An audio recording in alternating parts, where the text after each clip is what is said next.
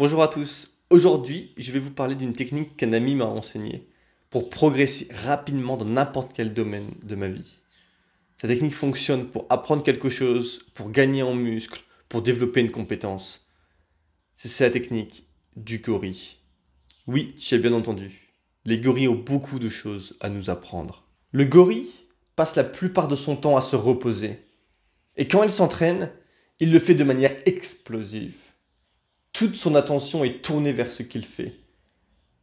Nous pouvons appliquer cette approche à notre vie, à notre quotidien.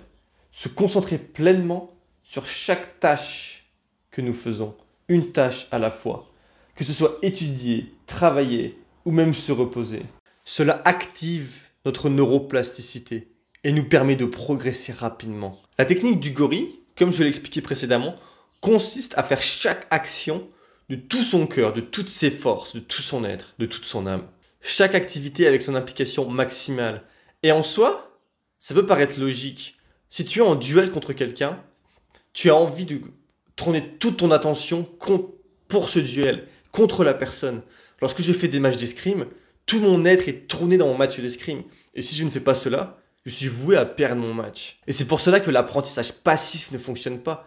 On ne peut pas retenir quelque chose en le lisant passivement, en écoutant de la musique et en parlant avec 3 autres personnes en même temps, tout en étant sur son téléphone. On ne peut pas apprendre comme cela. La seule manière d'apprendre est de se répéter activement les choses que nous avons appris dans la journée. Donc on prend le temps de se poser, on réfléchit à voix haute et on répète, on récupère l'information de notre cerveau. C'est rétroactif d'apprendre. Et ensuite, il faut dormir pour permettre à notre corps cette neuroplasticité, cette création de nouveaux circuits neuronaux, ce renforcement de nos circuits neuronaux. Je me souviens dans ma licence, lorsque la veille, j'avais du mal à retenir le cours, le lendemain matin, je le connaissais par cœur. Ensuite, il faut répéter l'information plusieurs fois pour pouvoir s'en souvenir. Car si le cerveau ne l'utilise pas, il va l'éliminer.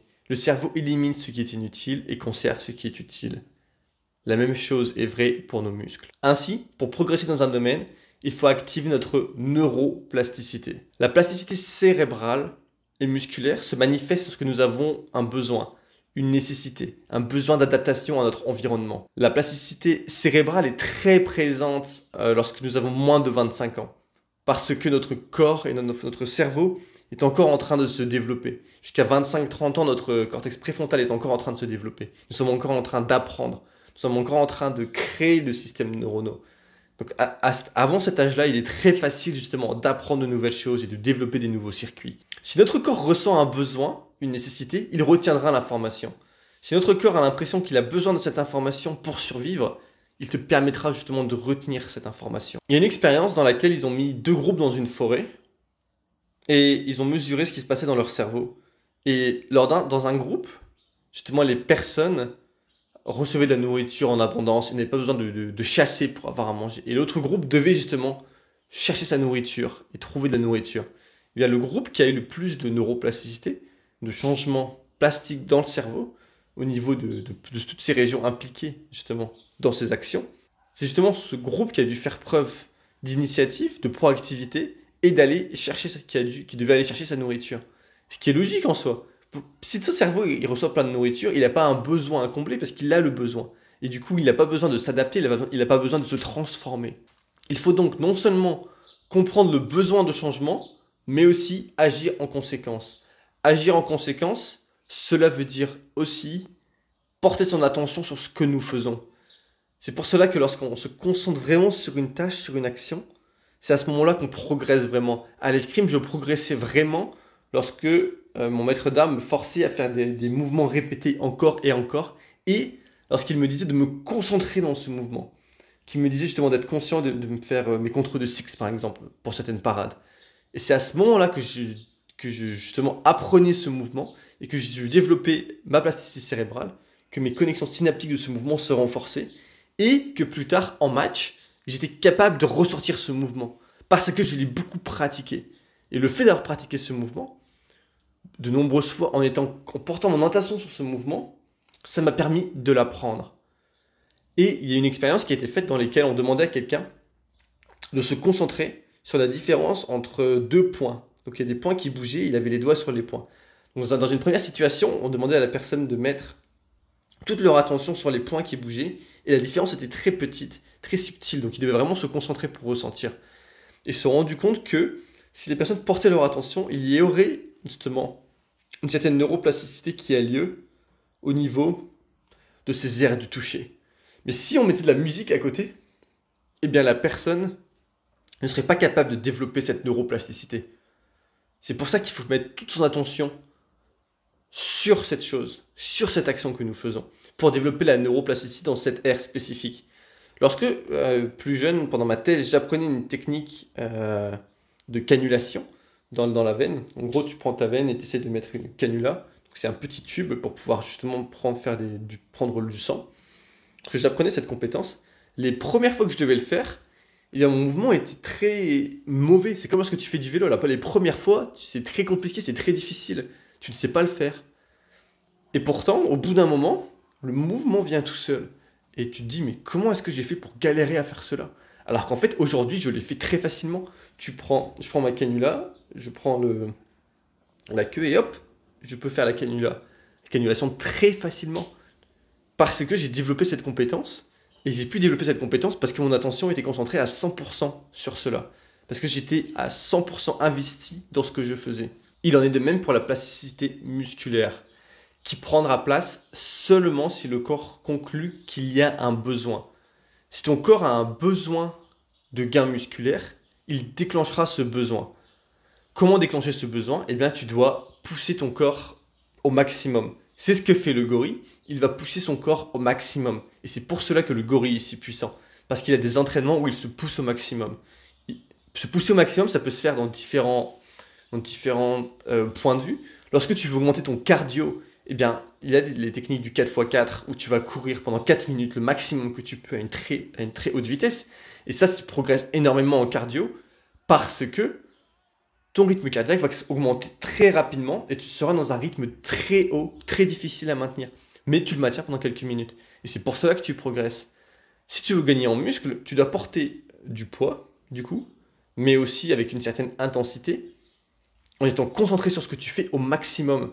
Donc tu vas porter un certain poids, un poids difficile qui va peut-être te mener jusqu'à l'échec, parce que ton corps il va sentir, si tu atteins un échec, ça veut dire que tu as soit un échec musculaire, soit un échec nerveux, et du coup ton corps il va renforcer cela, il va renforcer tes connexions neuronales entre ton cerveau et tes muscles, et il va faire grossir tes muscles, car il va sentir le besoin, il va vouloir s'adapter.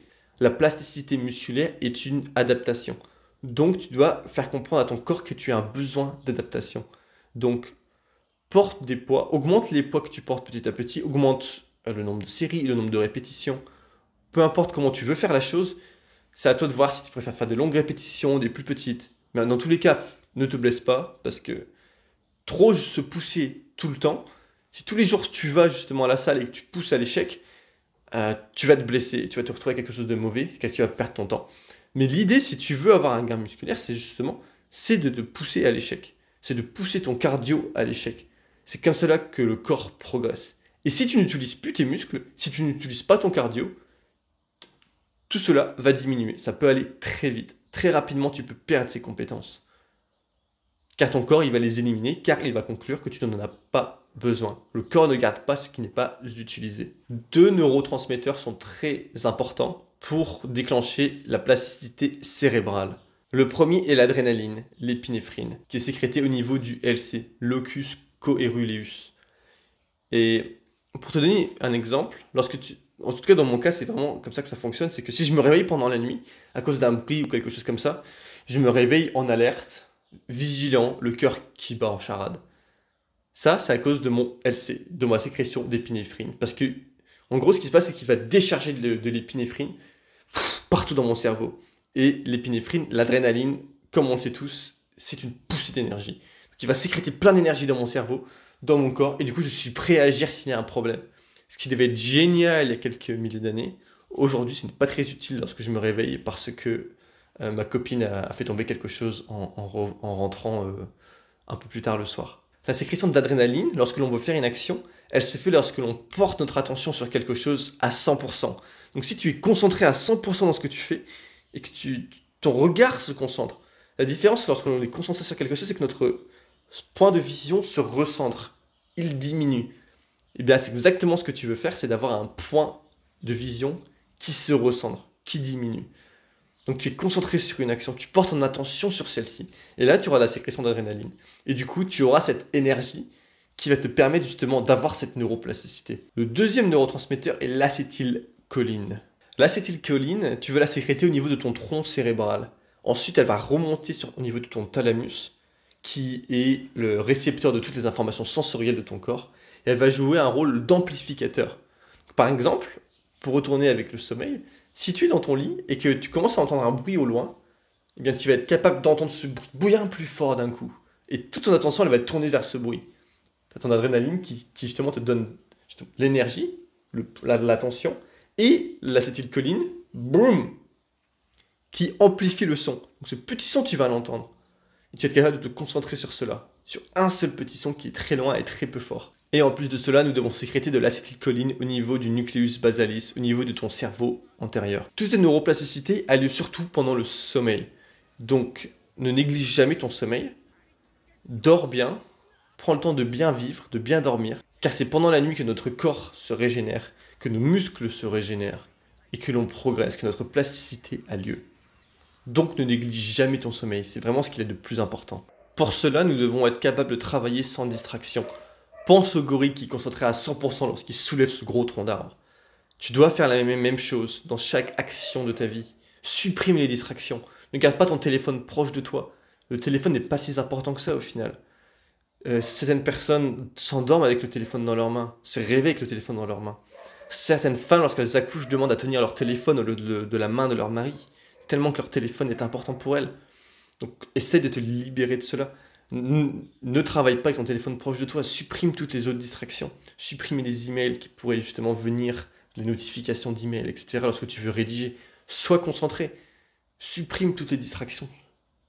Tout ce qui te disperse, supprime-le pour pouvoir te concentrer sur ce qui est essentiel.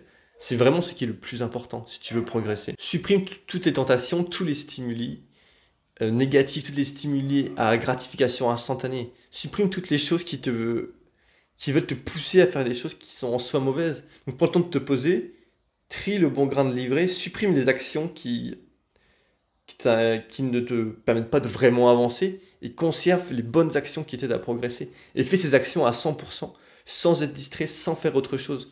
Nous devons être présents dans chacune de nos actions. Car si nous ne sommes pas présents, qui est présent? Car si nous ne sommes pas impliqués à 100% dans ce que nous faisons, nous sommes dans tous les cas présents à 100%. Mais du coup, qui est le reste? Où sommes-nous? Pourquoi ne pas nous impliquer à 100% dans chaque action? À chaque action, être vraiment impliqué, avoir tout son corps, tout son être concentré vers cette action, qui est de se tracter vers le haut. Pourquoi ne pas faire cela? Pourquoi ne pas viser à faire chaque chose à son maximum, à être conscient autant que possible? Viser à développer sa conscience, être conscient de notre présence sur Terre, du monde autour de nous et de la façon dont nous décidons de nous mouvoir dans ce monde. C'est peut-être ce qu'il y a de plus beau, c'est peut-être ce qui nous permet de vivre et non de nous laisser vivre. C'est décider d'être conscient, d'aller au-delà de tous les préjugés, de toutes nos idées et de faire chaque chose à notre maximum, de se donner au maximum, de faire chaque chose de toutes nos forces, de tout notre être et de toute notre âme. Au final, c'est la même chose pour chaque aspect de notre vie. Pour nos relations, c'est la même chose. Si nous voulons une belle relation, nous ne voulons pas que chacun fasse 50-50. C'est pas 50-50 qui fonctionne, c'est 100-100. Chacun doit se donner au maximum dans la relation. Chacun doit vraiment s'impliquer. C'est d'où l'idée de deux êtres qui commencent à ne faire qu'un. Le qui nous dirait un, oui, mais lequel? Mais l'idée, c'est surtout de se dire que les deux personnes décident ensemble d'être unis et de se donner le maximum, de se dire, ok, je peux toujours faire plus, je peux faire cela. Et je m'implique et je donne encore et encore, sans compter ce que j'ai donné, sans espérer recevoir quelque chose en retour. C'est l'innocent, comme nous dirait Depardieu. C'est celui qui décide de donner, et au pire, tu te retrouves écrasé sous une pierre, mais au moins tu t'es libéré et tu as fait ce que tu voulais faire, tu l'as fait au maximum, tu as fait ce qui était peut-être le mieux à faire, ce qui était peut-être le plus beau. Sur ce, j'ai envie de te laisser sur ces différentes pensées, que tu me dises ce dont tu as pensé de cette vidéo. Est-ce que tu aimerais devenir un gorille? Et je te dis à la semaine prochaine. Ciao!